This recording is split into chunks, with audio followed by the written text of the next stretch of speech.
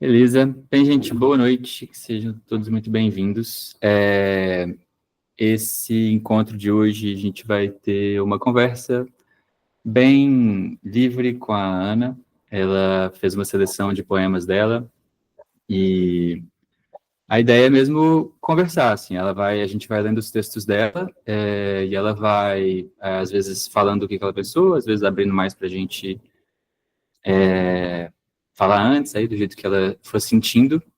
Reforço que não é uma exposição da Ana, certo? É uma conversa mesmo. A gente pode sempre falar, sempre abrir o microfone e falar, claro, respeitando a vez de quem estiver falando, né? Mas é sempre bem-vinda a intervenção de vocês. Eu também vou ficar aqui com o meu microfone sempre pronto para abrir. O encontro dura 2 horas. A gente vai com a Ana com a palavra com a Ana até 10 para as 10, e aí eu assumo a palavra para falar um pouquinho daqui para vocês. Que a gente está abrindo esse espaço, né? A gente está abrindo esse espaço mensalmente, convidando autores para falar sobre o trabalho deles, a gente conversar sobre, como um braço aberto daqui. Aqui é uma comunidade para escritores, e a gente está com esses encontros recorrentes nesse sentido. Mês passado, a gente teve a Anelisa Ribeiro, no anterior a gente teve a Beta Reis, e no anterior a gente teve o Zane, e no mês que vem a gente vai ter a Luísa Leite, que tem lá no Instagram uma página muito massa, que é a Floating Poemas, e já publicou pelo Círculo de Poemas e tal, uma poeta massa. Então é isso, vou passar a palavra para a Ana, vou compartilhar a tela com seus textos, viu, Ana? Por favor. É isso? Podemos? Podemos. Então, gente, boa noite. Estou muito feliz de estar aqui com vocês. Estou muito feliz que vocês estão aqui. É uma primeira vez para mim falando assim um pouco da minha relação com esse lugar da escrita, da poesia. Eu sinto que são. Não sei se vocês sentem isso também. Eu vou jogando para vocês falam, não, nada a ver isso aí, mas tem coisas que eu sinto, assim, a gente vai criando uma intimidade, assim, uma cumplicidade muito forte com as coisas que a gente cria, né, que sai de dentro da nossa cabeça. E é uma primeira vez, assim, falando disso com vocês, né. Vamos lá, o que eu posso dizer? Eu estava pensando muito sobre como que a gente se apresenta, assim. Eu acho isso de muita complexidade, não sei vocês. Porque eu não sinto que a gente tem uma trajetória só. Eu não consigo dizer, eu consigo dizer, eu sou a Ana Lúcia, maestra, né? Enfim, mas é difícil dizer onde é que começa a nossa relação com a escrita, né? Com esse nosso lado de pessoa que escreve. Eu sinto que a gente tem infinitas trajetórias, infinitos momentos e caminhos com os quais a gente pode se descrever e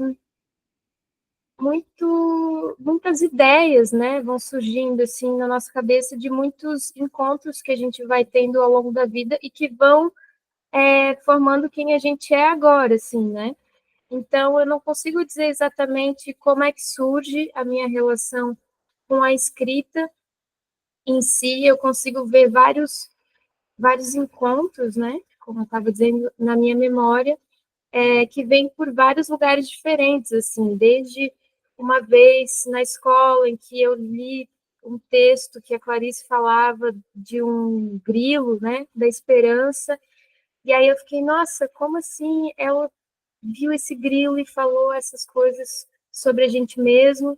E aí a inspiração de criação vem pelas pessoas com que a gente vai encontrando ao longo da vida, assim, eu sempre cultivei muitos amigos artistas, antes mesmo de me ver assim como uma, e eu acho que isso é um presente e eu acho que as pessoas são muito importantes assim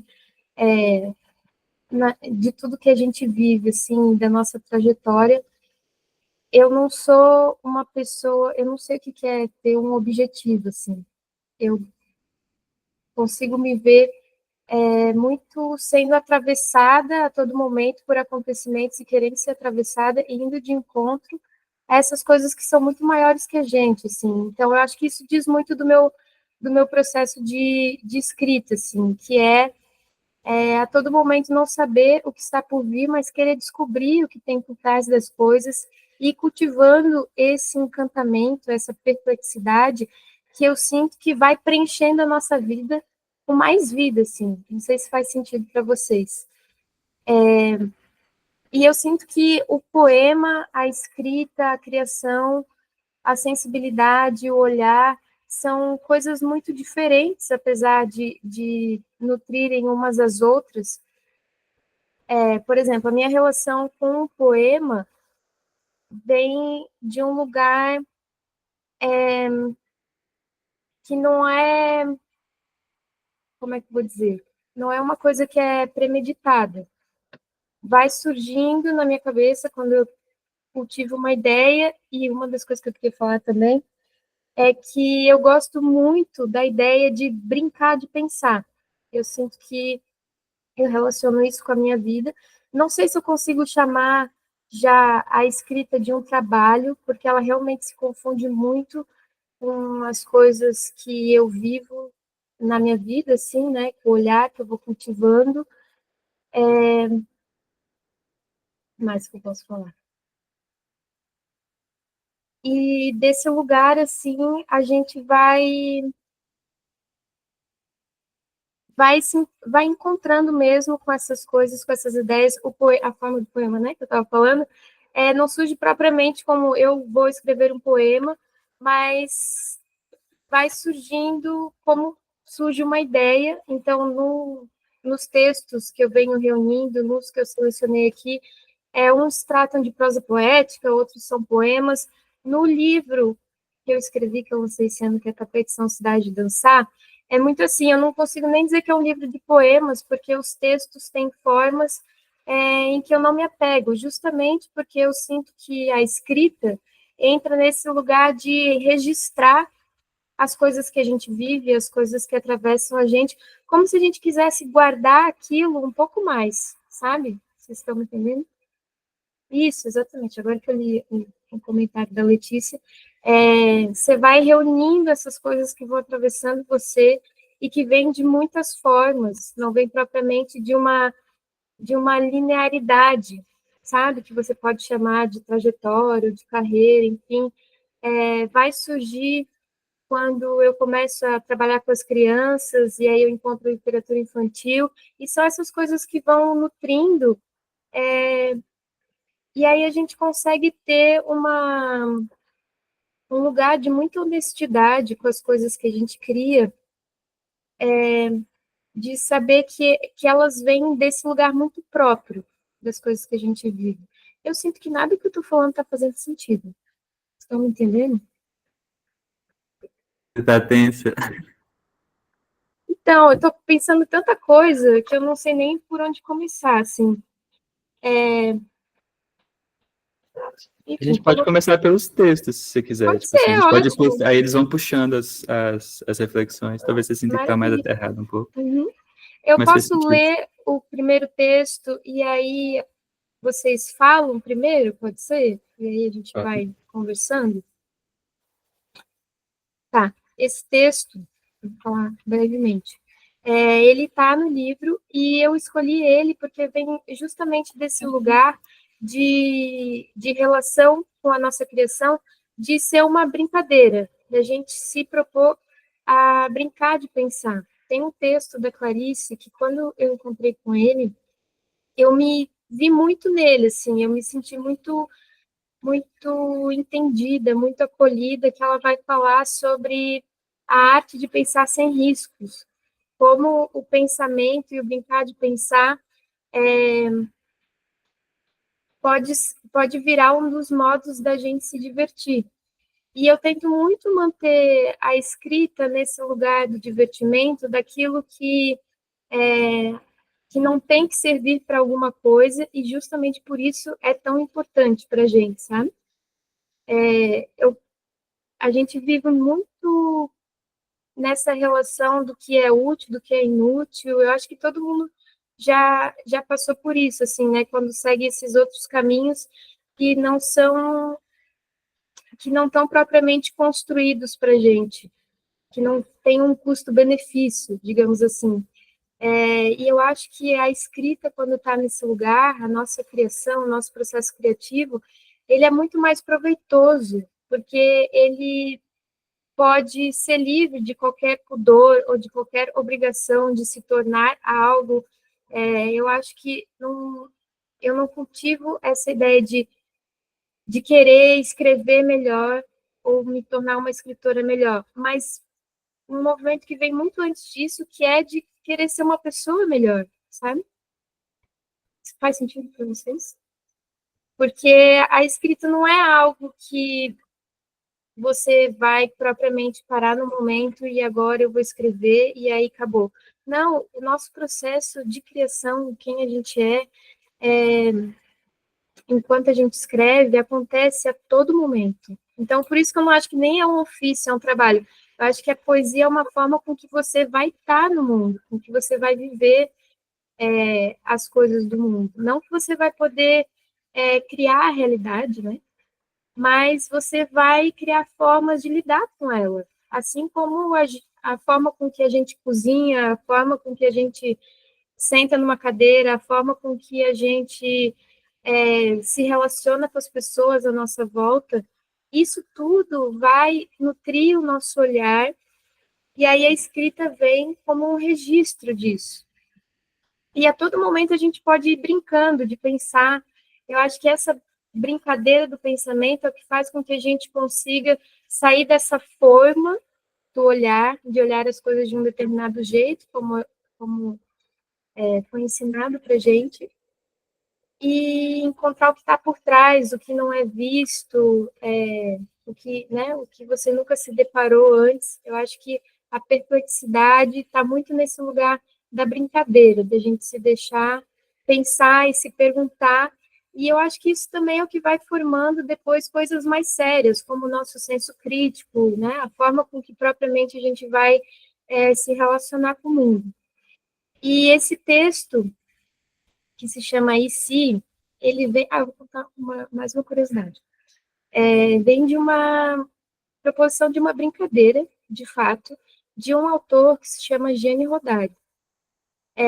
Eu gosto muito de ler as coisas dele, e ele foi uma pessoa que viveu muito em função da imaginação, do direito das crianças de imaginar, assim, da gente, quanto pessoas, de serem seres imaginativos, né, de poder cultivar aquilo que a gente tem de mais humano na gente, que é passar pelo campo da invenção, da imaginação, para lidar com as coisas que estão fora da gente. E ele vai contar várias brincadeiras que ele faz com as crianças que permitem com que elas simplesmente inventem, com que elas brinquem de inventar. E uma delas é criar essas perguntas que podem não fazer o menor sentido, que podem não ser nem um pouco úteis, mas que vão deixando o nosso pensamento brincar, e dessa forma a gente vai conseguindo chegar nessa liberdade de criar, que eu não sei vocês, mas eu não nasci com essa liberdade de criar, assim. É uma coisa que eu fui muito esbarrando, muito cultivando, né, através do encantamento, do olhar, desses encontros que a gente vai tendo pela vida, mas que não é uma coisa que está dada. É muito uma coisa que a gente vai experimentando, vai criando uma afinidade e vai dando a liberdade dessa criatividade também a gente chegar na gente, né? De certa forma. Vou ler o texto, tá? E se? Sinto falta de ter alguém que brinque comigo de solucionar o mundo. E se? Ganha quem acompanhar essas duas palavras com a coisa mais fantástica, mirabolante, impensável, incorrigível e simples de todas as sociedades humanas. E se a gente esconder as chaves de todas as portas? E se pararmos todos de trabalhar às 4 da tarde? Em ponto? Sim. E se dividirmos as terras férteis para que todos plantem e todos comam? E se todos dormíssemos em barquinhos à noite?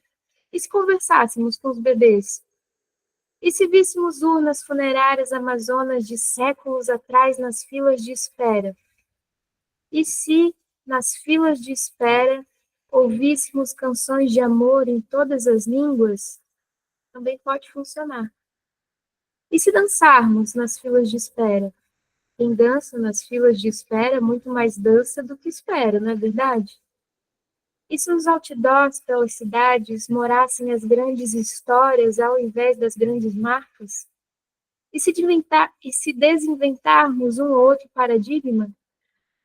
E se vivêssemos as ideias que nascem durante o banho?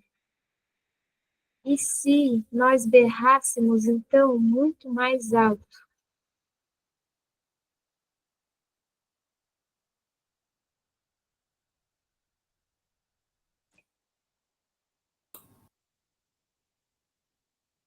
É à vontade. E aí, galera?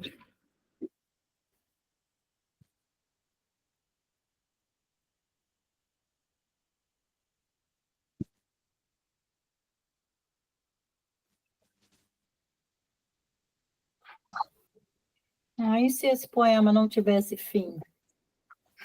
São questões colocadas tão gostosas de se sentir, né, de se ver. Eu não queria nem começar a falar, acho que vou desligar o microfone e vou esperar outra pessoa falar, porque eu sou... Por favor. Eu achei muito interessante, porque a gente não pensa em nada disso que está aí, né? Ninguém pensa e se acompanhássemos um velório, um funeral, sei lá, numa fila de espera, a gente dançasse. Eu já tive vontade de dançar numa fila de espera, de tanto esperar para poder mexer um pouco as pernas, né? Uhum. Jamais teria coragem, né? Mas por isso seria bom se esse poema continuasse, para a gente poder ir sentindo essas questões todas que a gente não pensa, mas que a gente poderia pensar e, quem sabe, colocar em prática, né? Gostei muito das ideias do poema, e você estava falando muito do que atravessa o escritor, o poeta.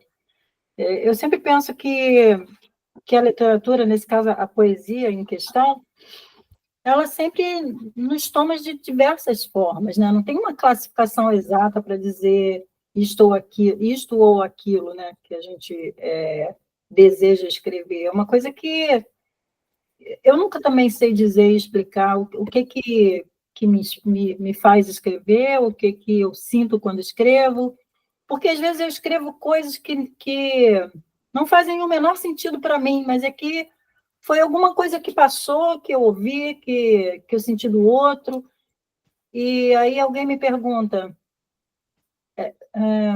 eu vou até falar uma coisa.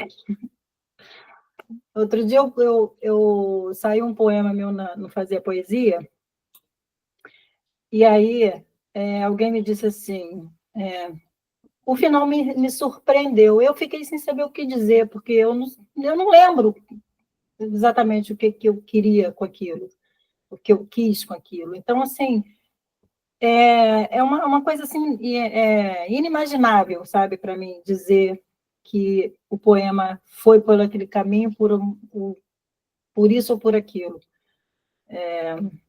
Talvez eu esteja dizendo bobagem, vocês digam, né, louca, né, porque eu sempre sei, eu não sei.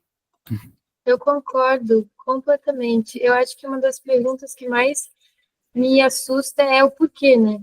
Eu prefiro muito mais o como ou o quê do que, de fato, o porquê, assim. Porque é algo que é tão... A gente está lidando com uma matéria que é tão maior que a gente e, ao mesmo tempo, que é tão efêmera, que é realmente difícil de explicar, assim. E eu acho que a gente não perde por não entender. Citei Clarice de novo, hein? Eu acho que é ela aí atrás que está inspirando. Mas eu acho que isso é muito interessante para o nosso movimento de compartilhar as coisas que a gente escreve, né?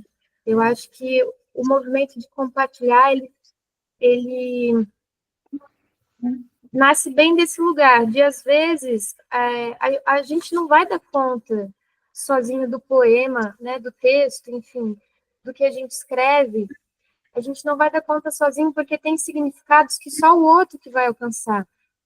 E eu tenho muita sensação de que as coisas que a gente cria, na verdade, são do mundo. Porque eu fico pensando, imagina se Caetano guardasse as músicas na gaveta e ficasse por isso mesmo. Eu fico pensando muito nisso. Assim, esses dias eu li sobre a inspiração do Gabriel Garcia Marques para escrever 100 Anos de Solidão, e ele cita um livro que é Pedro Páramo, o nome, e que claramente ninguém conhece tanto quanto 100 Anos de Solidão, mas que se não fosse esse livro, ele não teria escrito os 100 Anos de Solidão.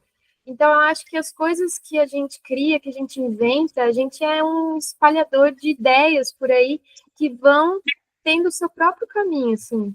Eu tenho muita sensação de que eu trato as coisas que eu crio numa terceira pessoa, tipo, como se eu quase conseguisse conversar diretamente com elas, porque, de fato, elas têm uma vida própria, elas têm um caminho para seguir. E o que a gente pode fazer por elas é não deixar elas presas na gente mesmo, né? Eu acho que deixar um poema na gaveta é quase que como submeter ele à propriedade privada, assim, sabe? Eu acho que não é isso que as coisas que a gente cria quer, elas querem encontrar o seu caminho no mundo e aí criar esses outros significados. Por isso que eu não sinto que é um problema a gente não entender. Eu acho que o problema é a gente não deixar do outro poder entender que a gente não entendeu no primeiro momento, assim. E a gente a todo momento está lidando com uma coisa muito incrível, que é o fato de que a poesia, ela é um terreno de infinitos significados, que justamente a gente nunca vai alcançar sozinho, assim. Eu acho que está muito nesse lugar.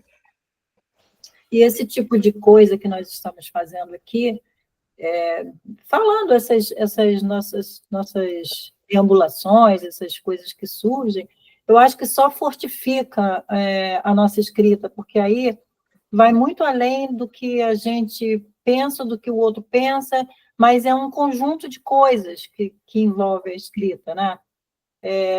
Tudo que você está falando vai ficar na gente pulsando e talvez surja algum em si depois disso. Uhum.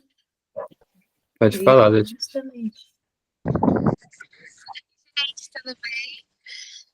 Não vai ligar que sobre que eu sou um pouco tímida. Mas eu acho muito bonito a escrita da Ana, porque eu acho que ela resgata, assim, muitas simplicidades, talvez, do cotidiano, assim, que talvez a gente não para pensar muitas vezes, eu acho. E é como se ela realocasse, assim, o que é banal, né, para um lugar mais extraordinário, que torna a vida muito bonita.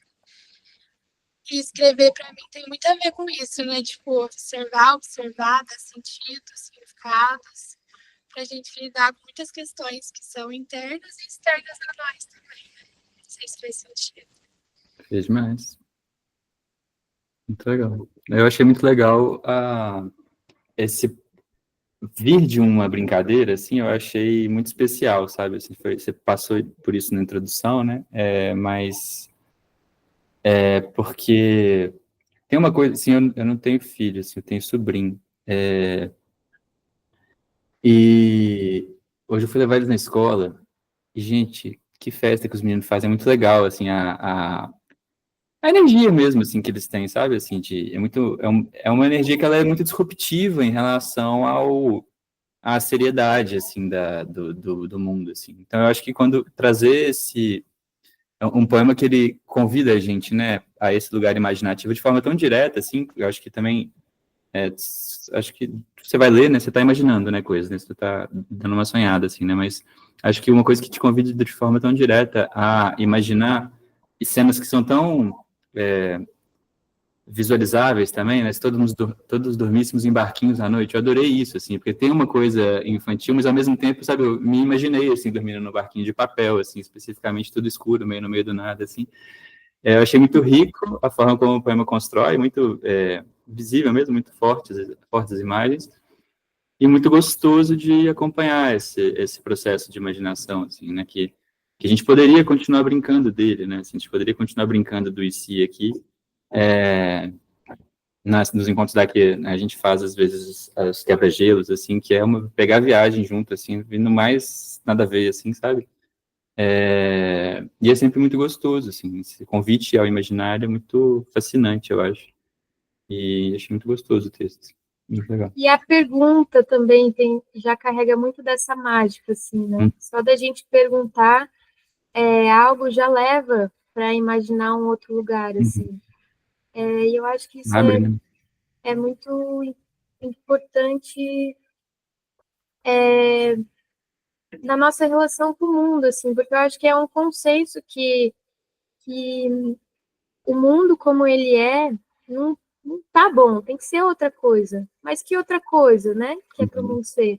Então, acho que isso passa muito pelo nosso lugar de conseguir primeiro imaginar, de se deixar imaginar as coisas sendo de uma outra forma, né? Não exatamente aquilo que está colocado para gente, né?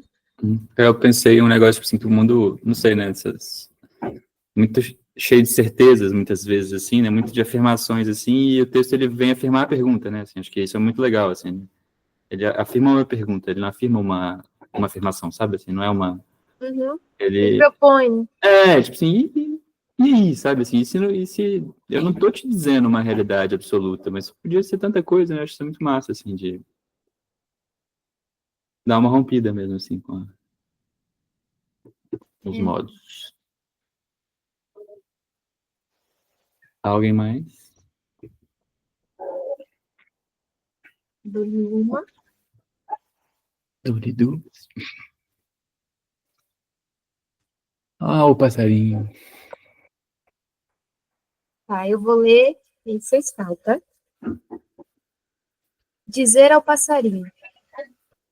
É como se quiséssemos dizer ao passarinho: tu nunca conseguirás ter um terreno em teu nome, nem sequer um automóvel seminovo ou um micro-ondas. E subitamente o passarinho então respondesse: e nem tu há de ter o céu inteiro ao dispor das tuas asas.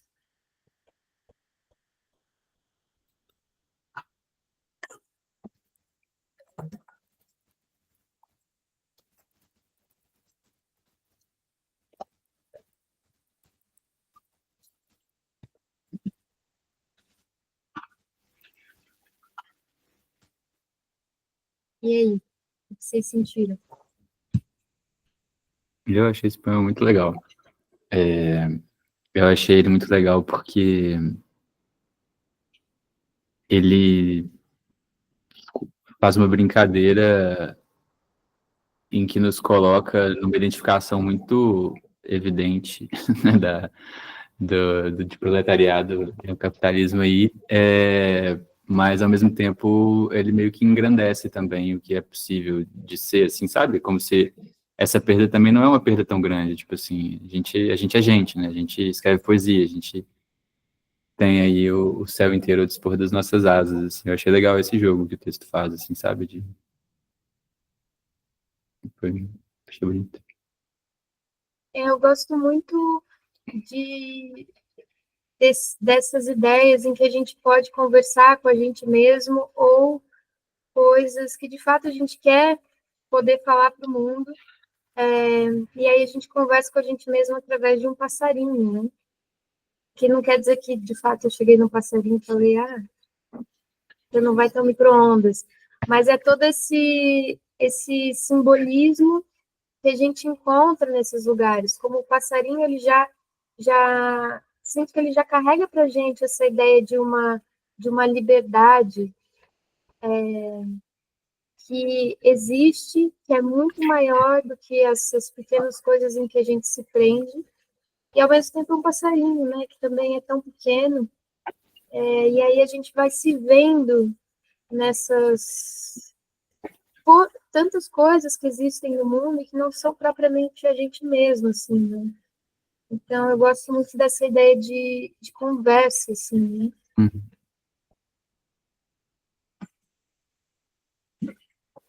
Você cria um personagem e conversa com ele, é isso?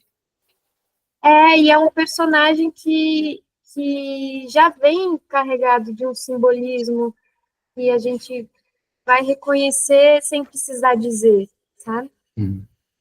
Já tem uma metáfora em torno da figura do passarinho, tipo isso. Então, você recorre a essa metáfora já existente para conseguir construir um Exatamente, sentido em cima daquilo, já não ter que explicar, né? Assim, o que o significado daquilo vai dizer para mim, né? O que ele vai conversar comigo, assim. Isso eu acho que é um valor do clichê, sabe? Eu acho interessante pensar assim, porque a tendência, né, o que se fala assim na lógica mais normativa, assim, você vai evitar o clichê ao máximo, assim. Mas ele, na verdade, ele te traz uma carga, a questão é que ele traz uma carga simbólica, já. Não é uma metáfora que você precisa de criar, já é uma metáfora criada, né? E ele tem um poder de imaginação muito legal. Então, dependendo de como você usa, que eu acho que é o caso desse texto, do passarinho, com essa coisa do voar, né? Ele ele comunica de uma forma muito precisa uma sensação, assim, né? Ele não vai para o aspecto conceitual, sei lá, de liberdade ou de coisas assim, né? Ele vai para esse lado do sensorial mesmo, da imagem, né? Eu acho isso muito rico, assim. Exatamente, E aí a gente... eu gosto de ver o que as coisas já vêm com um significado coletivo para aquilo, porque é como se a gente, sem falar muito, conseguisse sentir, você sabe do que eu estou falando? Porque já é algo que talvez esteja ali no inconsciente nosso, assim, né? De ver essas coisas. Ao mesmo tempo que a gente também pode criar outros significados para essas coisas, tentar ir por um outro caminho que não o significado que já existe, né? Colocar a coisa em outro lugar, assim. Eu acho que a gente tem muito, através desse olhar que tenta se deparar com uma coisa e ver nela a complexidade daquela coisa, vão se abrindo vários caminhos, assim. Eu acho que a poesia, ela não aponta um caminho para você seguir. Ela vai abrir vários caminhos para que você mesmo vá experimentando isso na medida em que você queira ou guardar uma coisa como ela é, ou criar uma coisa nova também, né? Ana, Guilherme aqui falando, eu acho que é muito reveladora essa poesia do passarinho, porque o escritor ou a escritora está ali para lançar o seu olhar, a sua inteligência, a sua sensibilidade, para tornar, às vezes, um momento que é descrito aqui nessa poesia, uma conversa, né? Como algo muito potente na sua carga simbólica. Eu vejo que, ao terminar essa poesia, eu sinto assim, caramba, né? Quantos passarinhos eu já vi e acabei não conversando com eles. Que oportunidade perdida. Me passaram batida, assim. E aí, aprofundando isso nessa análise, somos nós, humanos, conversando com outros seres, o que é muito bonito de se pensar, porque nós somos capazes de conversar com outros humanos com uma certa desenvoltura, até achar que a gente sabe o que a outra pessoa está pensando, etc. e tal. Mas quando a gente desloca um pouquinho para um outro ser vivente, a gente já encontra tanta beleza nesse diálogo como potência, que eu acho que a gente tem muito a ganhar em lançar mão desse expediente de dialogar com outros seres. Inclusive, vamos colocar assim, inventados, que não precisa ser um passarinho, pode ser outro que você vai inventar. E eu acho que essa beleza se revela nessa simplicidade, né? Acho que a Iva fez um comentário sobre a criança. Eu como professor, e assim, a escola que eu dou aula tem muitas crianças. Eu vejo que a criança e a educação infantil, de uma certa forma, preserva esse lugar quando a escola está engajada no seu processo, claro, mas preserva esse lugar da imaginação pelo puro ato de criar, sem uma funcionalidade que lá no final, se a gente olhar o arco de desenvolvimento do aluno para ele cair no Enem, é como se fosse, ao longo do tempo, tirando dele essa possibilidade de imaginar e colocando nele as respostas certas que ele precisa dar, e o professor acaba se tornando aquele que pergunta já esperando pela resposta do aluno. Ele não pergunta para não saber também construir com o aluno, porque, enfim, aí eu acho que eu estou viajando aqui, mas me faz pensar isso, né? A beleza que tem se a gente se propor a conversar com outros seres, como potência criativa, potência poética, e eu percebi isso tudo que eu estou falando nessa poesia tão simples e tão bonita. Eu não descarto, Guilherme, as coisas que os alunos trazem. Eu não dou aula mais para criança, né? Tem muitos anos que não dou aula para criança. Mas eu vejo que os adolescentes, por exemplo, eles trazem umas coisas assim, bem diferentes e imaginativas, sabe? Talvez eu tenha dado sorte, mas eu dou muita oficina, e eu tenho visto, ontem mesmo eu comentei isso numa oficina que eu dei, que eu tenho visto muitos adolescentes se interessando por algumas oficinas mais lúdicas, sabe? Talvez lá, esse momento da vida de correria, de Enem, de muito esforço que eles fazem, né, para dar conta desses professores que são muito pragmáticos, né, que querem uma resposta feita. E eu tenho gostado muito de trabalhar com adolescente. Aliás, eu sempre gostei. Eu não me adaptei muito com criança, até porque na minha formação eu não sou professora de infantil, mas no momento da vida eu dei aula para crianças, mas eu tive... Sabe quando você tem um pouco de pânico? Eu tive pânico com as crianças, aquele monte de crianças me perguntando milhões de coisas ao mesmo tempo, e, sei lá, me senti um pouco sufocante. Eu poderia ter trabalhado mais o lúdico com eles, mas na época eu era essa professora que quer aquela resposta pronta. Me arrependo até.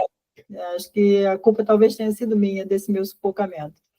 Mas, enfim, é isso. Eu concordo plenamente com você em relação a essas questões que a gente coloca e que poderia deixar a resposta mais ampla, sem ser uma coisa certa, uma coisa que se diga assim, é 10.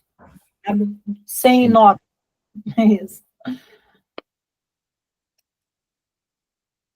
Eu concordo muito com o que vocês trouxeram, assim, eu acho que muito do que eu tento trazer, do que surge, assim, no meu trabalho, na verdade, né, nos textos, vem desse lugar de palavra que eu posso usar, de celebrar mesmo esse movimento que existe na gente enquanto criança, né, na infância, da criação, nesse primeiro olhar para o mundo, que ainda não foi informado, assim, né, colocado numa forma, e como uma forma de celebrar isso mesmo. E eu estava pensando muito quando vocês estavam falando, que sempre me vem à cabeça nessas discussões, que é da gente, quando a gente vai propor para a criança, sei lá, uma pergunta simples como de que cor que é o céu? Que é uma pergunta muito prática, enfim, nesses lugares. E, na verdade, se espera que a criança responda, o céu é azul, né? Qualquer pessoa. Mas o céu é alaranjado no pôr do sol, o céu é preto à noite, o céu é cinza quando você está em São Paulo, quando está nublado. O céu pode ser azul, e são infinitas tonalidades de azul, assim. E eu sinto que a gente pode ir resgatando isso nessas brechas, assim, das coisas que a gente cria, das coisas que a gente propõe, da relação que a gente vai criar com a gente mesmo, com as crianças, com os adultos à nossa volta, que é de propor que talvez o mundo seja muito maior do que a gente ao longo do tempo, ensinado a ver que ele é, né? Que ele não cabe numa resposta só, né? Propriamente. Eu acho que tem muito a ver com um aspecto da afetividade, assim, né, com que a gente lida com o mundo mesmo, né, com a nossa, como a gente, eu não sou professor, né, mas, assim, como a gente lida, o ensinar, acho, ele vem com um olhar muito do objetivo, assim, né, ao longo do tempo da nossa vida, né, você vai tentando ser o mais científico possível, assim, né, e eu acho que a relação que a gente cria com linguagem, que é essa natural, assim, ela é muito uma relação afetiva, assim, né? Então é isso, a sua relação, objetivamente, a gente espera que o céu seja azul, né? Assim, que as pessoas digam que o céu é azul, assim, mas afetivamente o céu ele é muitas coisas, né? Ele é um punhado de sensações. O céu também é o passarinho voando no céu, o céu também sabe, é a nuvem, o céu também é o avião, sei lá, o céu é um monte de coisa, assim, que também não tem um teto na cabeça, né? Ele tem muitas sensações embutidas nele, que não cabem na definição objetiva de céu, assim, né? E, não sei, eu penso que essa chave da afetividade, assim, como uma forma de olhar para a realidade, ela é sempre uma chave muito rica mesmo, assim, sabe? Por isso que eu percebi um pouco de vocês. Eu queria falar um negócio também que eu pensei do que o Guilherme disse, dessa questão de conversar com outros seres, né, que ele puxou desse texto. Eu peguei uma viagem aqui de, tipo, que existe um treino da teoria da mente, assim, né, que a gente sabe que outras pessoas têm uma capacidade similar de processamento, de compreensão do mundo, assim. E essa ideia quando a gente passa por essa conversa com outros seres, a tendência é que a gente busque a metáfora, assim, escrever, tipo, assim, a metáfora como uma teoria da mente multiespécies, assim, sabe? Como se fosse o ponto de encontro possível de comunicação entre a nossa humanidade com a passarinharidade do passarinho, fosse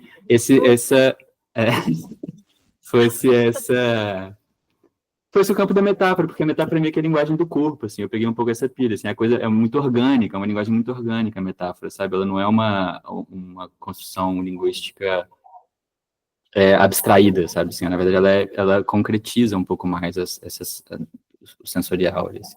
Viajei um pouco nisso. Agora eu que não sei se faz sentido. Eu acho que Cara, eu amo metáfora. Eu acho que é a minha figura de linguagem preferida, assim.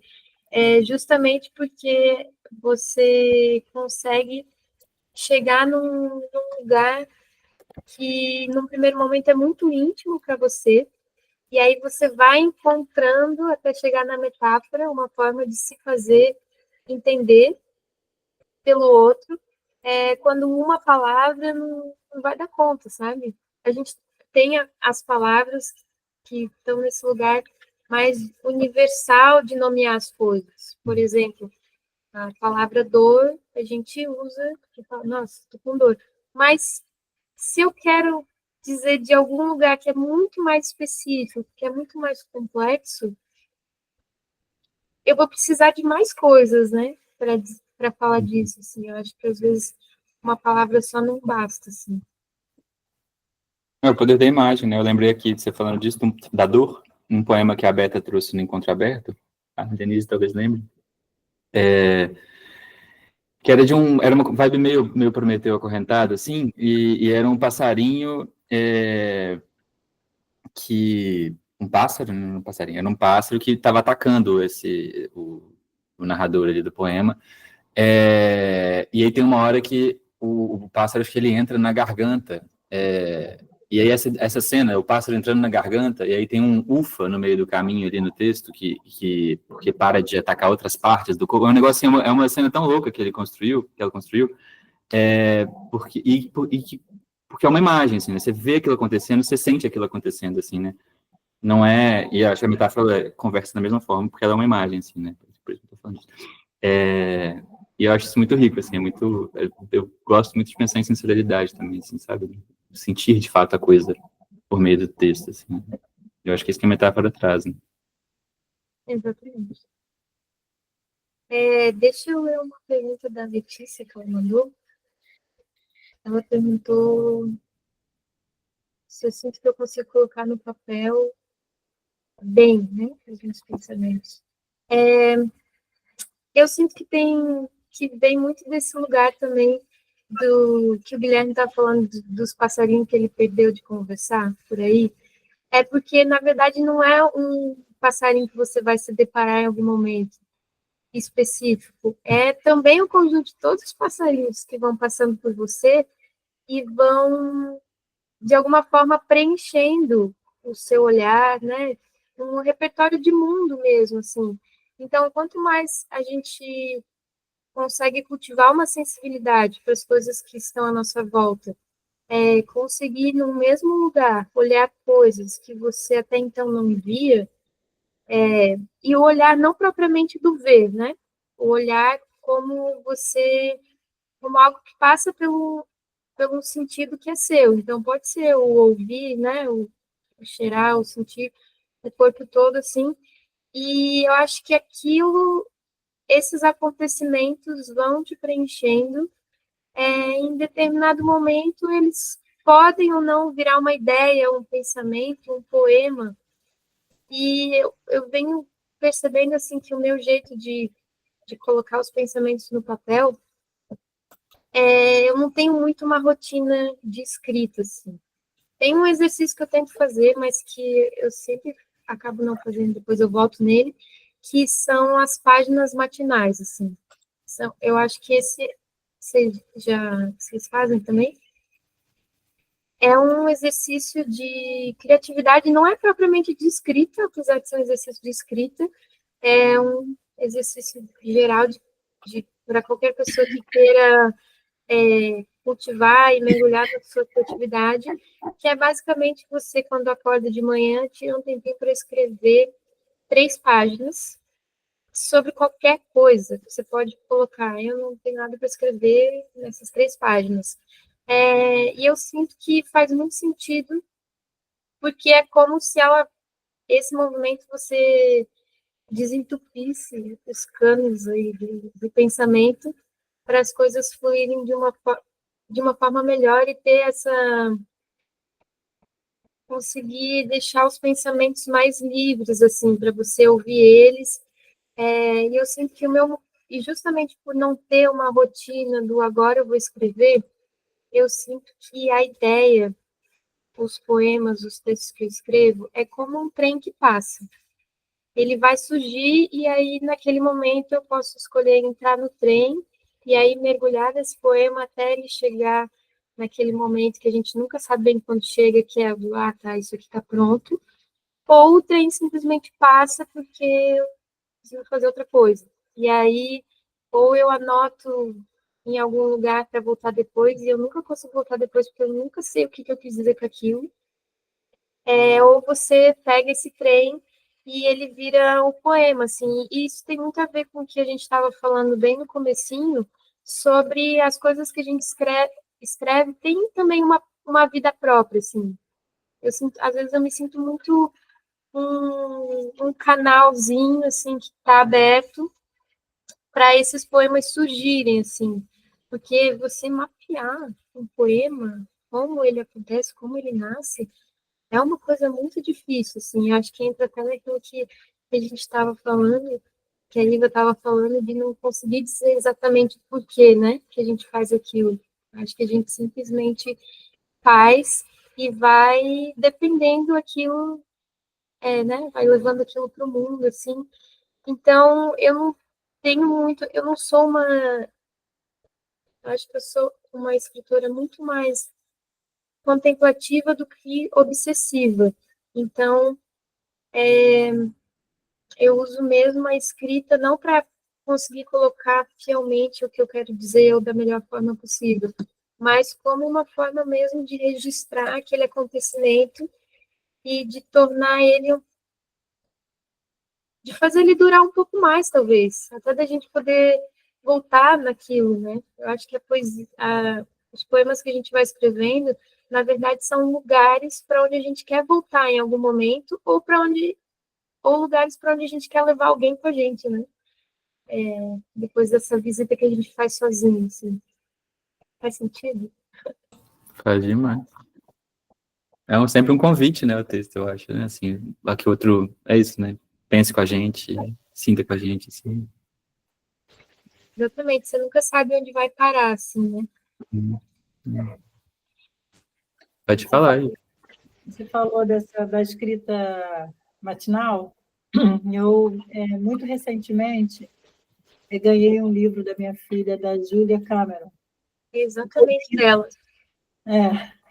É porque o livro da Júlia tem muito a ver com o meu último livro. Aí minha filha conheceu esse livro e falou, mãe, parece o seu livro. E aí eu comecei a fazer isso, né? A fazer essa escrita matinal.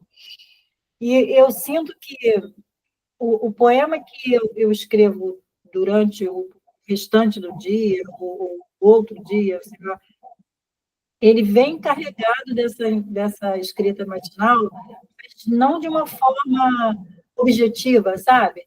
É uma coisa que parece que completa a outra sem completar, sem ser copia e cola, sabe? Eu escrevo aleatoriamente qualquer coisa do jeito que você falou, de manhã, nem sempre consigo as 3 páginas, porque mas ultimamente eu tenho pego bastante a barca, porque eu moro em Niterói e trabalho no Rio. Então, esse é o momento de fazer isso, porque é o momento que eu estou ali tranquila, sem poder fazer nada, porque estou presa ali na barca, então é o momento que eu escrevo. Isso tem me feito bem demais, sabe? Porque eu entrei numa piração de, vou colocar na minha agenda tais horários para escrever, tais dias da semana. Não funciona. Não consigo. Não ter aquele assim, tocou o relógio, vou lá escrever. Não é Eu assim. também. Aí, e já essa questão de escrever todo dia um pouquinho, eu tenho conseguido mais, sem ter um horário marcado na quarta-feira eu vou escrever de manhã, na quinta eu vou escrever à noite. Depois que eu tirei isso da minha vida, parece que tem fluído melhor, sabe? Embora é isso. Talvez eu escreva de manhã e de tarde, não tem nada a ver o que vai rolar, mas é uma bomba de escape, sabe? Está sendo bom. Eu gostei muito de conhecer esse livro da Júlia, está me ajudando bastante. Acho que são momentos também, né? Acho que cada pessoa tem épocas que você está menos... como chama? Você está rechaçando mais uma rigidez no processo e épocas em que isso acaba sendo de ajuda também, assim, sabe? Acho que tem... acho que de qualquer forma sempre tem que estar meio que de acordo com o seu sentimento de mundo e sua relação com o texto naquele momento, assim, né? E a tendência, quando, sei lá, você vê lá 5 formas de escrever mais, é sempre uma coisa meio impositiva, assim, né? Tipo, então, separe de tal hora do seu dia e tal, mas isso não faz nenhum sentido para você, assim, né? Não tem como, né? E acho que isso pode haver momentos em que faz mais e momentos em que faz menos, né? Acho... Eu também sinto muito isso, assim, eu escrevo realmente para registrar uma ideia, algo que está em algum campo, em alguma dimensão já do acontecimento, e você quer traduzir aquilo de alguma forma, né? No começo, quando a gente começa a compartilhar as coisas que a gente escreve, eu tinha um medo, que agora não tem mais, mas eu tinha um medo muito grande no começo de tudo que eu fosse escrever era a última coisa que eu escrevi na minha vida. Então, eu ficava assim, meu Deus, mas e se eu nunca mais escrever de novo? Então, nada a ver esse negócio de eu falar que eu escrevo, né? Que eu sou poeta, enfim, escritora. Porque vai que nunca mais acontece. E aí eu vou fazer o quê? E era um medo mesmo, assim. Até que eu comecei a entender comigo mesma que, na verdade, na medida que você vai vivendo as coisas, você tem uma fábrica de dias que virão, né, que diz o Neruda. Então, o medo mesmo é que não é que você não vai mais escrever. O medo deveria ser de você não viver mais coisas que vão te fazer, em algum momento, querer escrever sobre elas. Então, eu entendi que, na medida que a gente vai vivendo, os acontecimentos sempre, a gente sempre vai de encontro a eles, sempre vai ter alguma coisa pelo caminho que a gente não tinha vivido, ou que a gente não tinha visto, assim, guardando para esse lugar do mistério mesmo, que a gente não quer controlar. Eu acho que se preocupar com o texto que você não escreveu, que você não vai escrever, ou o período, o quanto tempo você fica escrevendo ou não escrevendo, é querer controlar algo que é muito maior que a gente mesmo. Então, o que eu sinto que eu posso fazer é confiar que eu vou continuar esbarrando em coisas que vão me atravessar de tal maneira que acabe ou não em algum poema, ou algum texto, assim. E aí a gente vai aprendendo a ser muito honesto, né, com o nosso processo de escrita e com a gente mesmo, assim. Eu acho que se a gente acredita nisso como um lugar de brincadeira, uma brincadeira pensante, com afetividade, com sensibilidade, não faz sentido a gente querer que aquilo aconteça da forma com que a gente quer que aconteça, e nem na frequência que a gente quer que aconteça, né? Porque senão deixa de ser a brincadeira, assim, vira mais uma obrigação daquelas todas infinitas que a gente já conhece. E eu acho que a poesia, a nossa sensibilidade não nem funciona nesse lugar, assim, não é nem que não merece, eu acho que ela nem, acho que ela dá uma corrida, assim, quando você vê nesse lugar, sabe?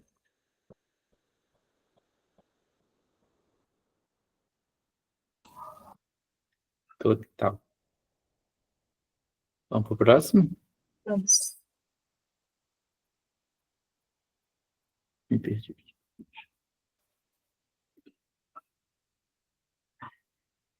A jaula dentro do bicho dentro da jaula. Escrever é um trabalho. Mas o que é bom em escrever é essa liberdade de federações e condenadas de ser como livre de verdade. Mas também, e é aí que está tudo, não é como se você conseguisse ir a qualquer lugar. Ser completamente livre te mostra o quanto de livre você consegue ser agora. Como um bicho enjaulado de um resgate, no dia em que lhe devolverão a sua liberdade amazônica. Então abrem as grades, está completamente livre, mas ele hesita em sair. Existe algo em nós, ou algo do mundo em nós, que nos faz ficar demorados demais dentro da jaula, mesmo que as grades estejam completamente abertas e a liberdade amazônica dos bichos, que é a mesma que a nossa, esteja inteira à nossa espera, livre.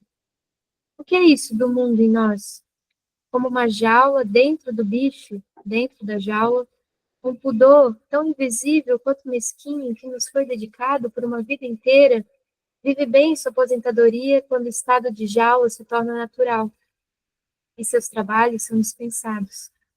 Ao pudor está reservada a vida mansa, pudor invisível e mesquinho tão dedicado em enjaular nosso estado de bicho, a ferro e fogo, ao menos no início. Então, é com grande alegria e com grande pesar que imagino. Não nos basta ter a liberdade em mãos, se são as mãos que precisam estar livres.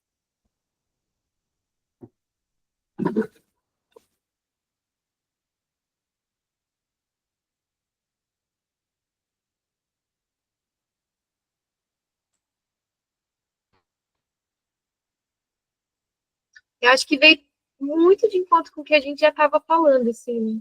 Acho que está muito mergulhado na mesma ideia, assim.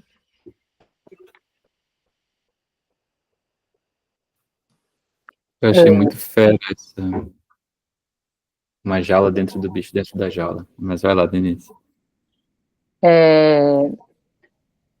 Eu, do que se estava falando antes, sinto que até com a leitura desse texto tem uma aproximação da poesia. Quando eu entrei, você estava falando de tentar ver a poesia durante o dia, né? A poesia do dia do ordinário. quando a gente fala do passarinho, né, de sentar e olhar para um passarinho, e aqui também esse processo todo de ter mais tempo, de trazer as 3 páginas para a balsa, para poder fazer a travessia, porque é o tempo que você tem, eu acho que acaba nos aproximando da poesia do dia a dia mesmo. Então, abrem-se os canais para que você esteja conectado com algo, com a poesia que já está lá, e você consiga registrar, você consiga estar ali para poder fazer esse registro, né? E aí, quando você termina dizendo que ter a liberdade em mãos, mas as mãos precisam estar livres, é tentar ter essa, talvez uma rebeldia, uma teimosia de usar né, de estar ali livre para registrar alguma coisa. Acho que deixa a poesia muito mais acessível, porque o olhar da poesia, do que acontece ao nosso redor, né, você precisa registrar aquilo, a poesia está ali. Bem, bem legal isso.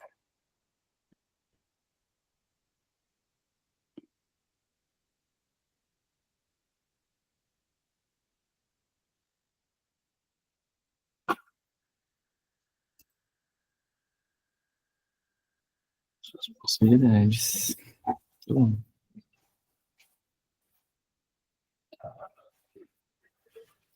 Ana, eu queria pensar aqui um pouco, que sensações são essas que levam a isso aqui? Essa baguncinha gostosa que você faz aqui. Eu sinto que vem de um ritmo de como o texto surge na cabeça mesmo, assim, né? Vem muito desse processo que eu já estava contando um pouco, assim, de não propriamente criar no exato momento da escrita, mas registrar, ou até mesmo traduzir ou transcrever aquilo que você já está sentindo, que já está passando pela sua cabeça, assim. E eu acho que essa liberdade que aparece concreta no texto conversa exatamente com o quanto de livre que te caminha para um lugar da liberdade que você quer chegar, né, do absolutamente livre, e que ao mesmo tempo te volta para o você consegue ser agora. Então, esse movimento do chegar lá, mas também ainda está preso nesse chão, né, digamos assim. E aí vai se explicando ao longo do texto que o que segura a gente, essa jaula né, que é construída dentro da gente, para mim fala muito desse pudor que também está no texto, de que não é uma coisa que é propriamente nossa, é algo do mundo, é algo de invisível, porque não é propriamente dito para a gente, mas é o lugar em que vão colocando a gente, né, a nossa imaginação, enfim, o que a gente pode ou o que a gente não pode fazer, e que é muito mesquinho, né, porque se a gente consegue ver toda a potencialidade que a gente tem enquanto pessoas, quando a gente entende que a gente também pode ocupar esse lugar de sujeito que vai criar as coisas, que vai criar a cultura e não só passar passivamente pelas coisas, o que impede a gente é muito esse pudor que não é nosso, assim. Eu sinto que um desses processos da liberdade é a gente poder transformar o não dito em dito. Eu sinto que isso conversa com vários processos assim da minha vida, de vir de um lugar muito conservador, assim, eu cresci numa cidade, não propriamente numa família também, né, tem esse pudor que ronda, assim, geralmente as nossas configurações familiares, mas instaurado no lugar que eu nasci, assim, de não e é invisível porque não é propriamente dito, mas é algo que você sente que não esperam de você. As pessoas não esperam que você seja uma pessoa criativa, as pessoas não esperam que você seja uma pessoa engraçada, as pessoas não esperam que você vai ter o que dizer na mesa, por exemplo.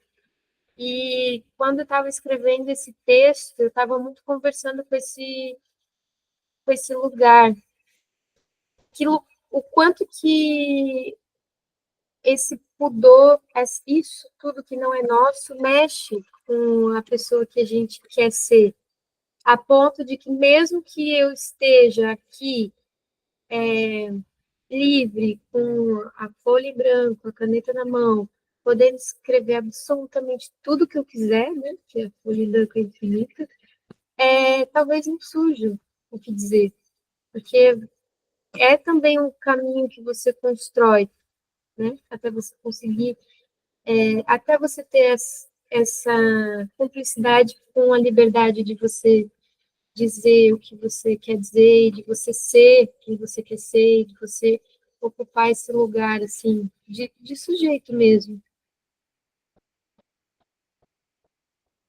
Só para dizer que essa quebra faz essa brincadeira com essa ideia da liberdade e, ao mesmo tempo, com esse pudor que amarra a gente, sabe? Uhum. Que eu devo assistir volta, né? Mas foi bom, foi bom. Foi muito bom. Legal. Eu acho que esse ser completamente livre, ele é uma abstração da liberdade, tipo, você entende assim? Tipo, essa abstração da liberdade, tipo, essa liberdade potencial, te mostra quantas livre você consegue ser, tipo, de fato, assim.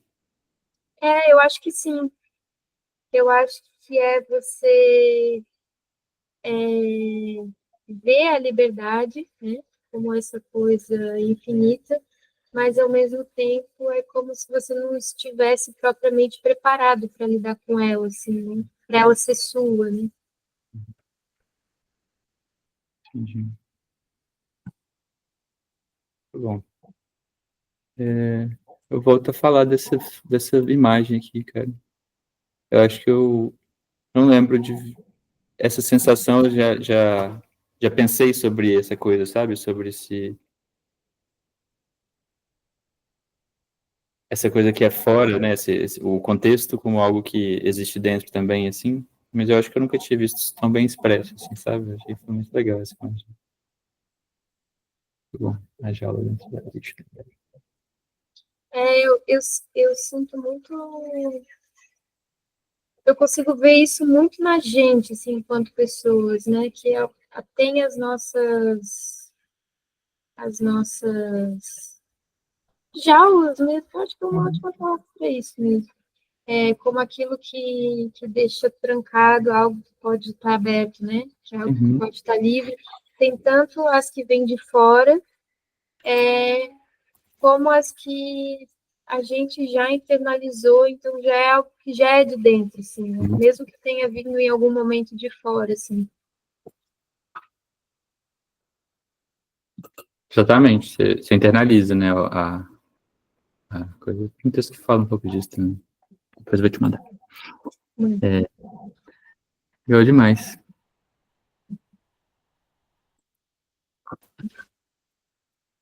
Vamos pro próximo? Alguém quer falar mais alguma coisa? Eu acho que uma coisa interessante que eu pensei aqui é que você tem uma espécie de clareza filosófica, assim, da sua postura que você traz aqui pra gente, né, dessa forma de encarar com a poesia como um modo de existir, assim, né, como um modo de estar, assim, no mundo e esse olhar aberto para o pequeno, para o encanto, né? Eu lembro que no encontro aberto que a gente que aqui fez em abril lá e tal, você pediu para alguém trazer uma história, você trouxe uma história, e era uma história de uma criança que tinha achado que tinha uma sujeira na pedra e era um brilho, na verdade, né? Ou era um Nossa, brilho e era uma sujeira, uma coisa assim. aham. E acho que isso é muito marcante, assim, nos seus textos também, na forma como você se coloca, assim, quando você está, pelo menos, assim, né? E eu acho interessante,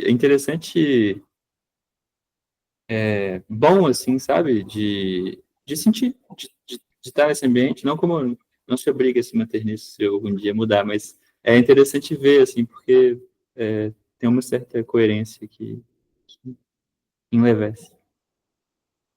Acho massa. Muito bom ouvir isso, assim. Eu sinto que, nossa, quando eu fui organizar os textos do livro, até agora eu não sei dizer sobre o que o livro fala, assim. Para mim é um punhado de vários textos que em algum momento surgiram e que eu não sabia, eu não sei dizer se realmente é uma linguagem que faz sentido, né? Que conversa, que tem uma linguagem própria mesmo, assim. Então é bom ver que que existe uma coerência ali em algum lugar, assim. Uhum. Legal. E aí? Vamos pro próximo? Posso fazer uma pergunta? Vocês sentem esse pudor do texto também, em algum momento da vida de vocês, assim? Como assim?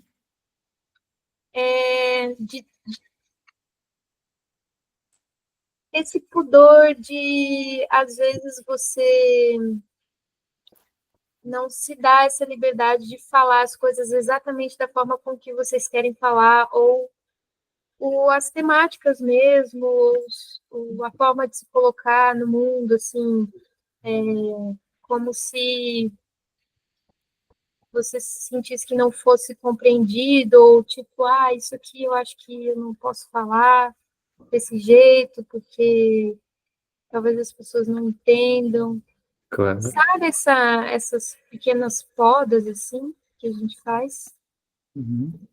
Superego tá aí com todo mundo, né? Sinto demais, eu acho demais. O tempo todo, Ana. Você quase perguntou, você vê gente morta, né? Tipo assim, Nem nesse momento tem liberdade, né? Para Oi? você ver. Nem nesse momento a gente tem liberdade. Total. A gente sempre, talvez nesse momento que eu me utilize muito das metáforas. Uhum. Eu já falei isso há algum tempo, mas eu lembro de uma pessoa com quem eu cruzei numa oficina que eu frequentei, né? Que eu não sei o nome dela, não sei nada. Mas eu sei que o primeiro livro dela tinha sido os diários dela, ela escrevia, e ela tinha uma situação muito tensa em casa. E aí ela voltava e ia fazendo como se fosse aqueles blackout poems, assim, do diário, para que as pessoas em volta não acharam, não encontrassem aquilo, sabe? Ela tinha esse procedimento, assim, que para mim é um retrato muito angustiante, exatamente dessa jaula dentro do bicho, dentro da jaula, né? Assim.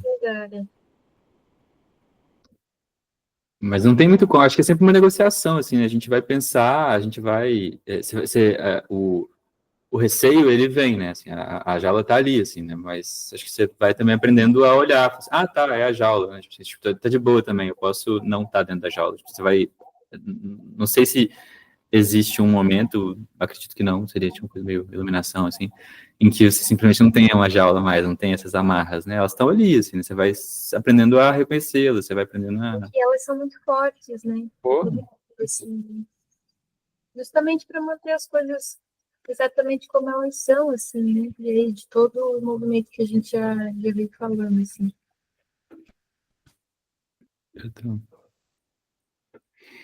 Acho que isso acontece principalmente nos poemas mais políticos, sabe? Porque nos outros talvez não, mas nos políticos eu fico mais me podando mais. E aí eu escolho mais as metáforas para soltar a indignação, mas eu gostaria de poder ser mais sincera, talvez. E não ficar escolhendo muitas palavras. Já soltar tudo. E tem também os poemas, poemas eróticos, por exemplo, que eu não é muito a minha linha, mas toda vez que eu escrevo um, é muito mais cheio de metáforas ainda. É muito eu mais sinto a mesma coisa. Que coisa, né? Ao mesmo tempo, eu Não, acho que tem um prazer, assim, da escolha das palavras, sabe? Um jogo, assim. Eu lembro quando, tipo, de adolescente, assim, quando eu fui descobrir, acho que o Buarque, assim, que tesão incrível que é você conseguir falar das coisas de formas, sabe? Por meio de um artifício mesmo, assim, que não seja essa coisa muito seca, assim. Literal, né? Que inclusive é uma coisa que me incomoda muito na linguagem que, sei lá, veio muito à tona com a internet, né, com os Facebook e tal, assim, que é essa coisa do textão e tal, assim, e isso, vou falar contamina, porque é o do meu gosto, assim, né, mas meio que contamina muito texto literário, tem muita escrita literária que vai perdendo um pouco essa noção de uma pesquisa estética também e vai se tornando muito só a mensagem, sabe? Esquece que existe meio, assim, né, que aquilo tem uma forma, sabe? Então, eu acho também que tem um outro lado disso, assim, tem um aspecto do pudor, mas tem um aspecto também de um tesão, assim, eu acho que isso é uma coisa que eu mais gosto, talvez, assim, é trabalhar exatamente isso. Né?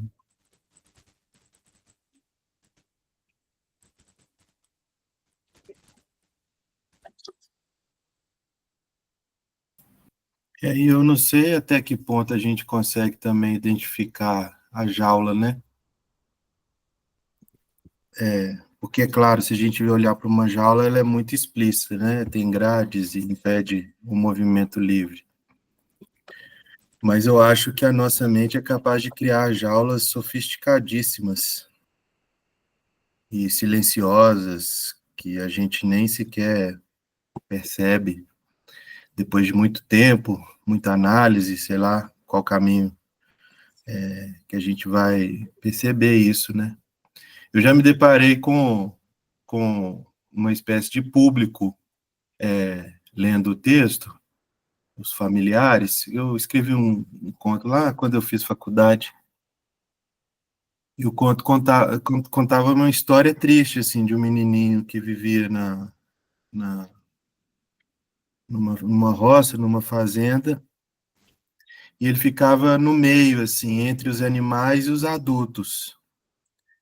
E ele acaba morrendo no final, nessa história. Eu não digo isso explicitamente, né? Aí foi a primeira experiência que eu fiz um conto com começo, meio e fim, e aí eu coloquei o texto para rodar assim entre os meus familiares. E aí eles receberam o texto e tal. E eu acho que a minha família estava esperando assim algo bonito, vamos dizer, redondo e positivo, sei lá qual palavra que eu posso colocar, mas está nesse campo semântico da vida, vamos dizer. E eles acabaram, o meu irmão depois falou, Gui, tenta escrever umas coisas mais para cima, um negócio mais... E aí... Não é esse irmão que eu quero, não. É, Troca aí, pelo amor de Deus. e eu acho que pode existir esse pudor até mesmo nesse público imaginado, né? Nossa, será que isso aqui, na mão da minha mãe, como é que vai ser, gente? Um texto como esse e tal.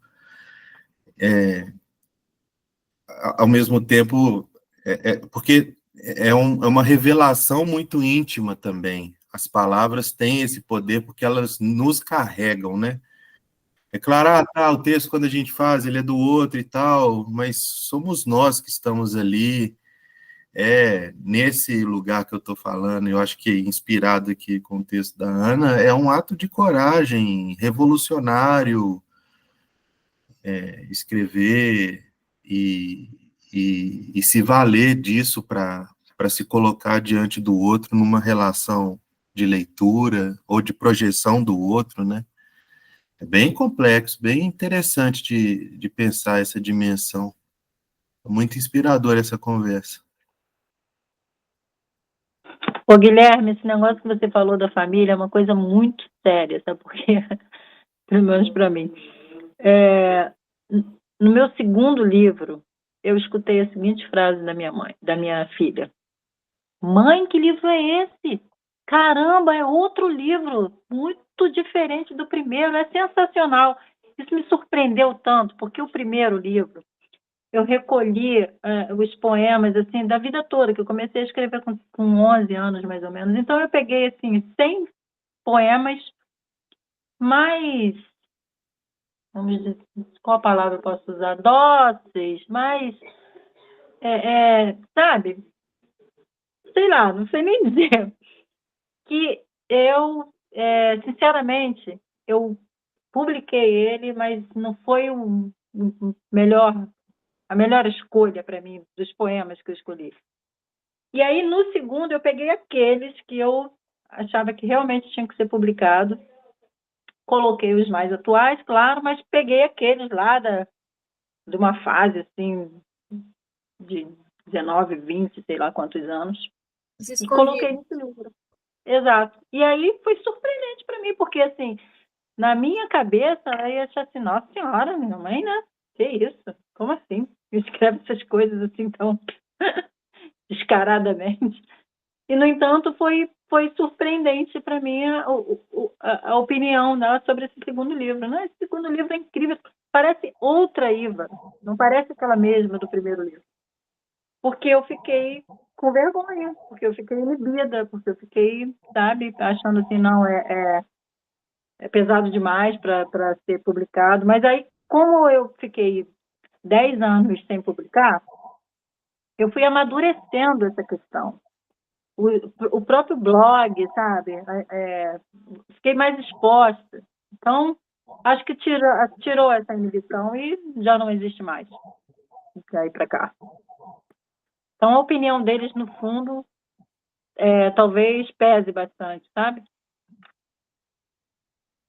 E é uma luta que a gente tem que comprar o quanto mais a gente quer ser fiel a gente mesmo e honesto, né? As coisas que a gente quer escrever. E às vezes acontece uma coisa muito engraçada, que é justamente o pudor é tão invisível que você projeta ele no outro e você não consegue nem... E justamente por isso você não consegue chegar nesse lugar de identificação no outro, né? Você só chegou nesse lugar de identificação com a sua filha de ter gostado desses poemas quando você comprou a briga com o pudor de publicar eles, né? E aí é uma boa surpresa, assim, né? Você também conseguir chegar nas pessoas que vão se identificar com você à sua volta, assim, né? Passar por cima desse pudor. E isso que o Guilherme falou também, nossa, é muito assim, né? Eu publiquei o meu livro e é óbvio que tem muito da gente ali, né? Eu até uso nomes de pessoas da minha vida mesmo, assim. E aí chegou um momento que eu sentei, sei lá, com a minha avó, quando eu fui visitar eles lá na minha cidade, sentei, sei lá, com a minha avó, com a minha tia, porque tem um poema que eu vou dizer que o meu pai seria a drag queen mais linda que eu já vi. E aí a minha avó chega assim, mas drag queen é aqueles homens que usam vestido comprido, é isso mesmo?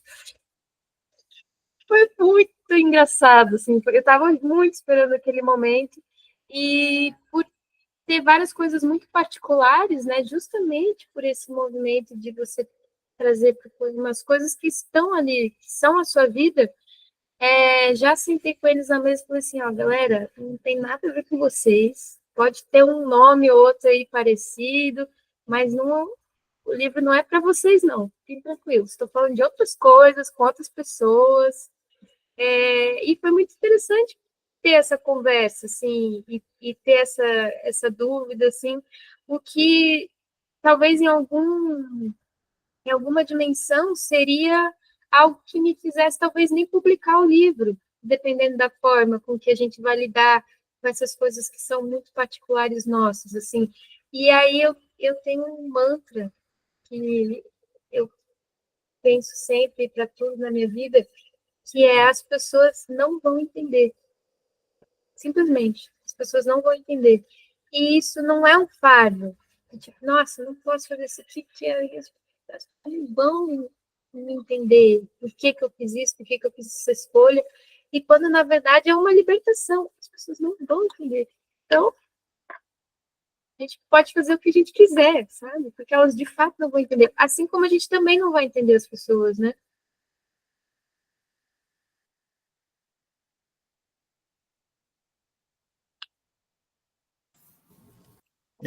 Sim, eu fico pensando assim, eu oscilo na minha produção de escrevi poesia e tal. Eu acho que a poesia carrega o simbólico com mais facilidade e leveza, talvez, do que uma prosa explícita que eu digo, por exemplo, no caso desse conto, que eu não falei que ele morreu, eu falei que tinha uma nuvem de urubus onde ele estava. É assim que eu termino a passagem do conto. E o priminho da cidade que foi brincar com ele, que viu essa nuvem e pergunta para a mãe o que era aquilo. Às vezes a gente não consegue escapar, né?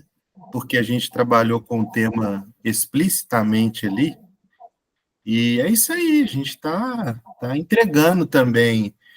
É sempre uma oportunidade para o outro nos ver também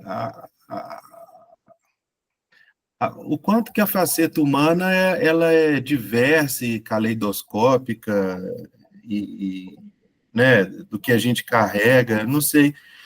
Eu fico curioso, assim, eu nunca publiquei em livro, esse conto até saiu num livro que era tipo um concurso literário, mas eu nunca publiquei. Fico muito curioso se um dia acontecer de eu publicar alguns contos que eu tenho, a reação da minha família e a conversa que eu poderei ter com eles sobre isso, assim, me inspirando um pouco no que você trouxe, Ana.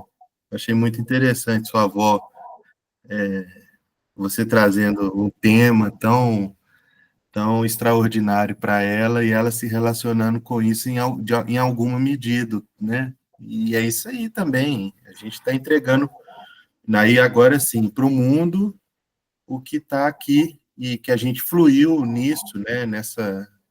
Nesse caminho. É muito bonito. É cheio de pontos, né? Numa ponta a gente esbarra com o pudor, com a dificuldade, na outra ponta a gente esbarra com a liberdade, com a beleza. Eu acho que a gente vai costurando daqui e dali, e, enfim. Exatamente. Né?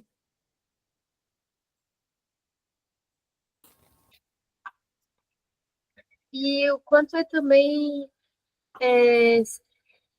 se a gente está criando, a gente sempre cria algo que não existe até então, né? Até a gente criar aquela coisa. Então, em certo ponto, não faz sentido a gente criar só aquilo que o outro já vai entender, e é confortável para o outro, que não vai constranger o outro. Porque o criar pressupõe um olhar novo, uma coisa nova, algo que daquela forma não tenha sido vista, né? E aí vai esbarrar nesse, não vai me entender, não vai querer falar disso, não vai querer falar daquilo outro. Eu acho muito complexo, assim, mas ao mesmo tempo muito. Eu acho que amadurece muita gente mesmo nesse lugar, assim, de cada vez mais defender aquilo que a gente é de fato, né? Deixar as mãos livres, em alguma medida, e trabalhando para isso. Acho que tem um aspecto interessante, assim, do texto, por ele ser língua, assim, né? Por ele ser... Ele tem uma proximidade muito forte com o que é a comunicação, assim, né? Diferente de... Não sei, acho mais fácil abstrair de uma intenção comunicativa em um quadro, sei lá, do que em um texto, sabe? Faz sentido? Fez uma cara de que não fez sentido. Não sei se entendi. Fala tudo de novo. Tá, é que eu acho que o texto, por ser língua, ou seja, por ser a ferramenta que a gente usa para se comunicar uns com os outros, assim, para criar sentido, que o outro compreenda aquele sentido e daí se cria uma interação muitas vezes objetiva, né, assim, muitas vezes com coisas muito objetivas que você quer comunicar ali, eu acho que ele tem um aspecto que é mais difícil de distanciar o texto da intenção comunicativa, ou seja, da intenção de comunicar algo concreto, do que seria, por exemplo, um quadro, em que cabe uma música. Acho que música é mais do que qualquer coisa, mas, tipo, música instrumental, assim, ela é uma coisa, sabe, assim, ela é uma existência no mundo. Enquanto o texto, como ele usa palavras que vêm carregadas de um sentido, ele trabalha numa outra, não sei, acho que ele cria um outro tipo de expectativa sobre ele, assim, por ele ser assim. E eu acho que é uma discussão interessante quanto se busca no texto, assim, qual que é o trabalho do texto, sabe? O trabalho do texto é torná-lo mais claro, às vezes é torná-lo mais obscuro, tipo assim, às vezes, sabe, você vai ter diversos trabalhos porque você está almejando uma sensação, digamos assim, você está almejando alguma coisa ali que que tá gerando aquilo, né, aquele processo, mas não acho que eu já falei o que eu ia falar, mas porque é isso, ficar nesse lugar do se eu estou comunicando ou se eu não estou comunicando, se está obscuro demais, se não está obscuro, se está muito claro, sabe, assim, dessa coisa acho que era meio por isso que eu tinha entendido o que vocês estavam falando. Sim, e entra também disso que você está falando, eu estava pensando muito sobre o que a gente acha que é um poema bom ou que é um poema ruim, né? Uhum. E eu, particularmente, acho que não existe isso. Eu acho que o poema conversa mais com você ou conversa menos com você. Sabe? Uhum. Nesse lugar de, eu entendi isso aqui, ou isso aqui fez o menor sentido, não conversou com nada de mim, sabe? Uhum. Então, e é uma coisa que não é absoluta, né? Porque a depender do momento que você está, da sua vida, do dia, da forma com que você esbarra naquele poema, em um momento ele vai fazer o completo sentido, e em outro momento ele não vai te dizer mais nada, assim, né? Eu acho que esse comunicar ou não comunicar é muito subjetivo mesmo, assim. Eu acho que nem o próprio texto consegue dar conta, sabe? De saber se ele de fato conseguiu dizer o que queria ou não. Porque é essa relação que você falou, né? Na verdade, está mais no outro que vai sentir, que vai ler aquilo, do que no texto em si, né? Uhum. Ele chega com uma carga, né? A pessoa chega com uma carga para o texto, né? Eu concordo com você, assim, que é difícil você dizer como em características absolutas, assim, se uma coisa é boa ou ruim, assim, né? Tem a que ela está se propondo, aquela coisa, né? Assim. E eu acho que você pode ter, quando você está falando de um trabalho artístico, né, de uma coisa que tem uma dedicação de trabalho com aquilo e assim, você pode ter um nível de desenvolvimento de consciência sobre os efeitos que aquilo está sendo gerado, assim, não necessariamente os porquês, mas conseguir... Se você está chegando onde você Isso. quer, né? O que você está querendo construir quando, né, no seu processo e quão distante aquilo vai ficando. Às vezes fica distante e realiza alguma coisa de fato legal, né, que uma solução é achada nessa distância, mas muitas vezes não também. Muitas vezes você vai tentando e você não acha ainda o jeito de concatenar aquelas coisas, né, aquelas palavras, para que elas, de fato, criem o sentido que você estava querendo gerar. Assim. Acho que isso são fatores de análise, principalmente para a gente que escreve, que está observando e pensando a escrita, sabe? Mas eu acho que quando você vai para alguém que está só lendo, assim, é muito mais só chegar, receber o texto e ver como é que ele bateu ou não bateu. Né? E aí daí vem as categorias de bom ou ruim que a pessoa vai construir. Assim.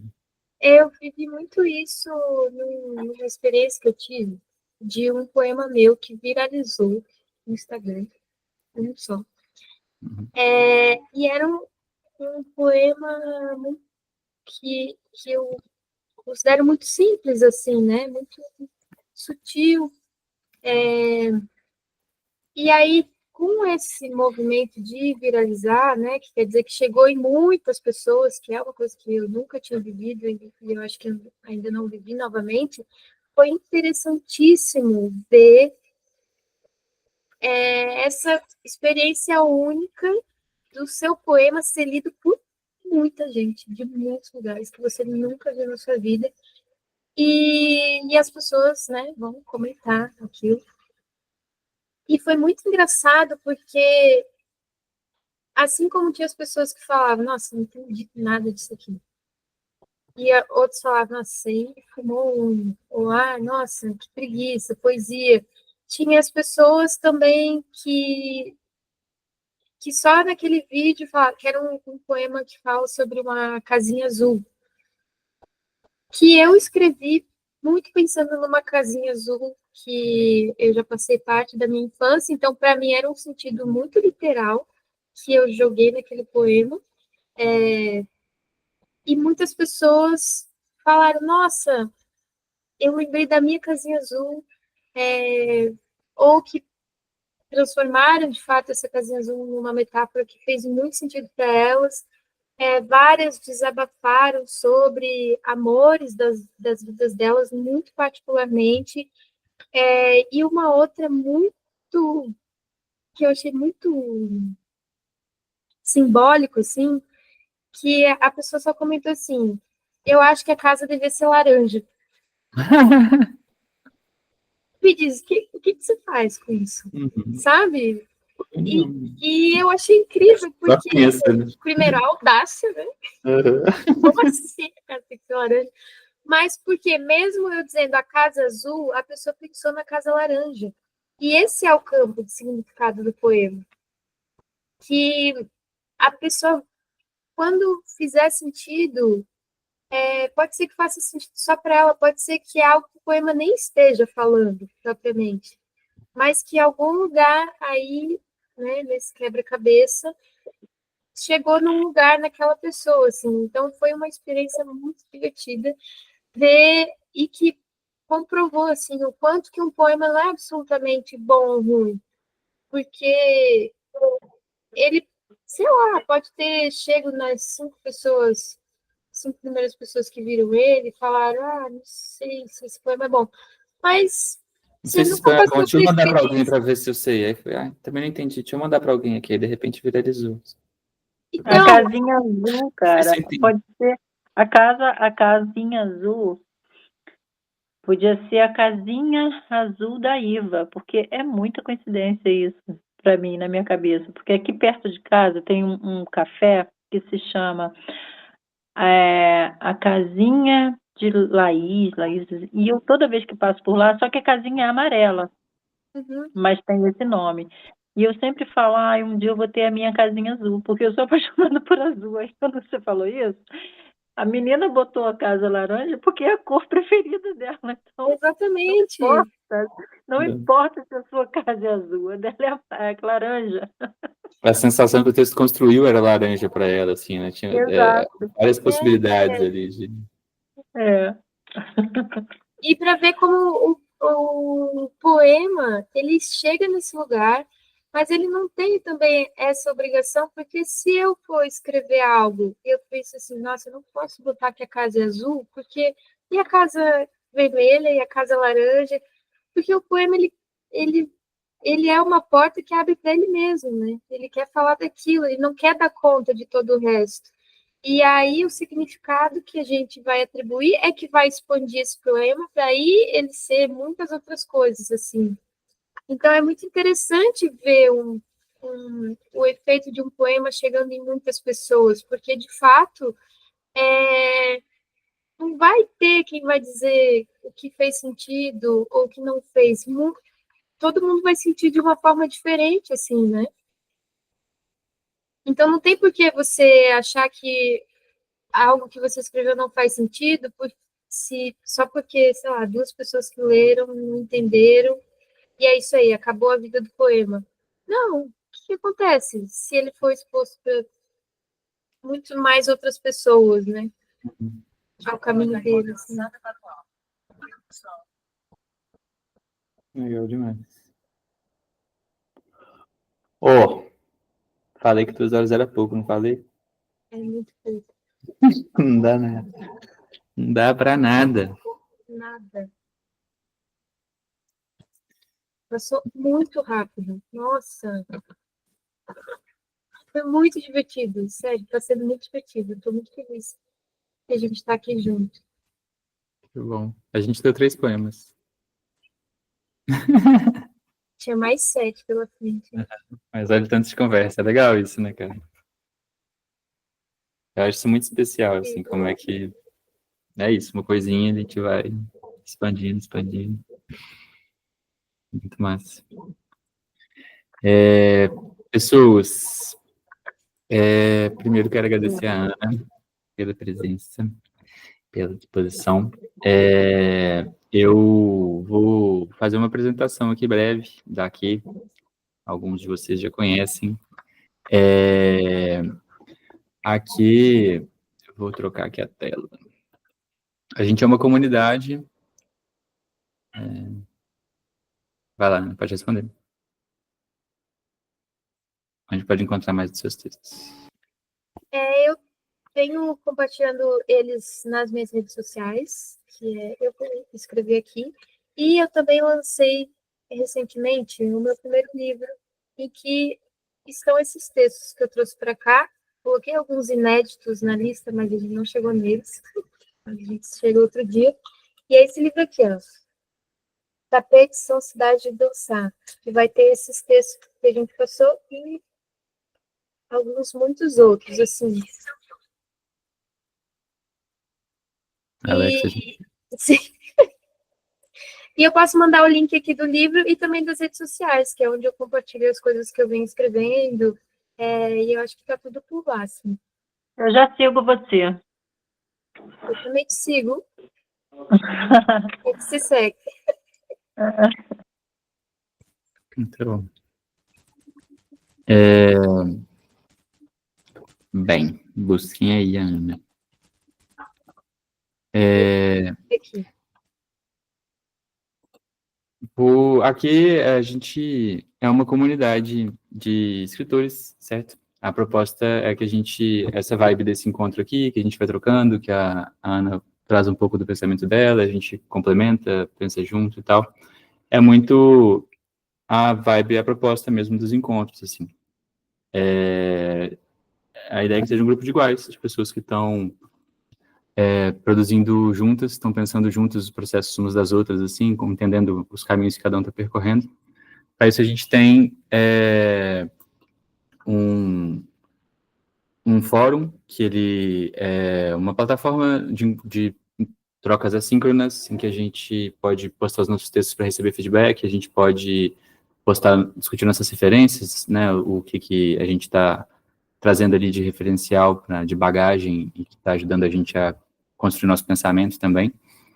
Compartilhar isso com as pessoas, ver o que elas pensam, ver também o que elas estão trazendo de bagagem para elas. E, além do fórum, a gente tem encontros. Os encontros, a gente é dividido em 3 níveis de acesso, né? O Rede são 4 encontros gravados só, e mais 4 meses de acesso à plataforma.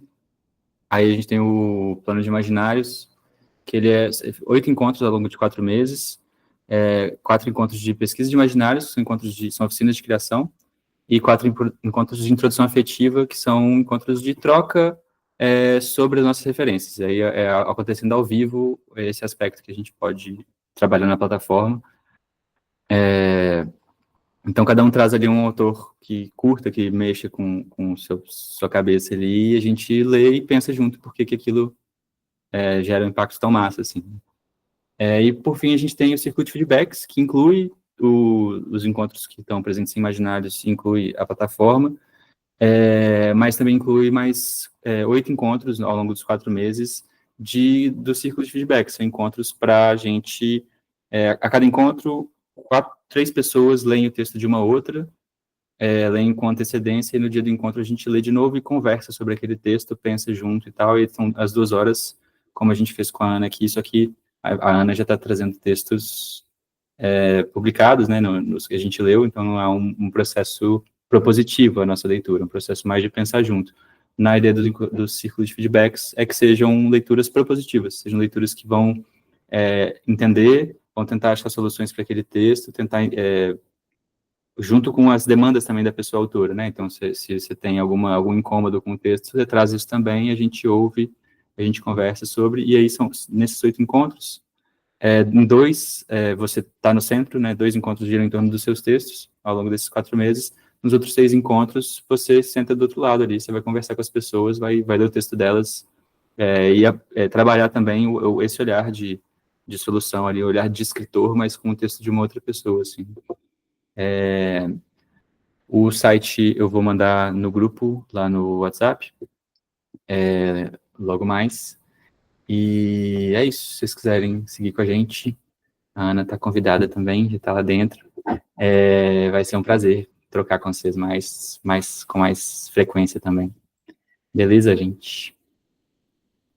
Valeu demais. Eu quero muito Boa noite. agradecer o convite, todo mundo que está aqui, essa troca que a gente teve. Nossa, é um acontecimento. Foi muito, muito especial para mim, me diverti muito. Muito obrigada, Renata, de verdade, pelo convite. Estou muito feliz de estar aqui. E é nóis. É nóis. Obrigada, gente. Boa noite. Boa noite para você. Ana. Tchau, tchau. Tchau.